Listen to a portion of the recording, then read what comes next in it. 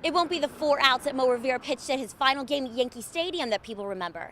It'll be the warm embrace between him and 2 of his teammates on the pitcher's mound. Go figure that in a city where taxis clog the streets and people spend a lot of their time underground, experts are saying that New York City's air is the cleanest it's been in 50 years.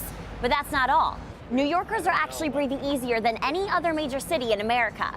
Here at Italy, the largest importer of Italian goods in New York City, shoppers are outraged and saying they're not going to buy Barilla pasta anymore due to the CEO's lack of support for the gay community. Sources with the department say that NYPD officers are told that they have to write 30 tickets per month, which is why one woman believes that she was ticketed, handcuffed, and tossed in jail for walking in a park after hours. Meet Meeker and his coworker Milo. He's 8 years old. He came from Pennsylvania, from one of the Amish farms down in Pennsylvania, as most of these horses do. This pair has been trotting around Central Park giving carriage rides to New Yorkers and tourists for a year and a half.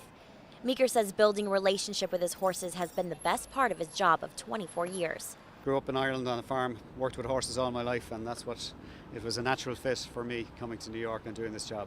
It's the awe factor that draws tourists like Felix to pay $100 an hour to ride the horse carriages every time he visits the city.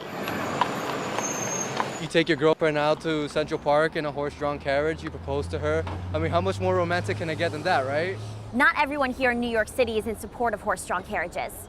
Some would say that it's unsafe and inhumane, including New York City mayoral candidate Bill de Blasio, who said he would like to ban these rides for good. This guy here is bred to do this. He's not a riding horse. If you tried to get up on his back, he'd throw you to 11th Avenue. Groups against the carriage industry say these horses are getting hurt too often while on the job.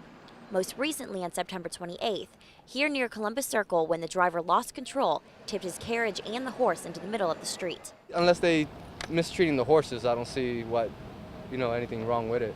Meeker calls these isolated incidents and has planned to maintain his post for 24 more years. In Central Park, I'm Abigail Jaymes. Philippa and Barry James call Manhattan home, but today's the first they ventured across the East River to visit Governor's Island. I've been over here for a couple of months now. I really like all the green space that New York's got. Well, they're in luck. Governor's Island is in the middle of a major transformation, and today, thousands of visitors are getting a glimpse of the construction site that is being developed into 30 acres of parkland.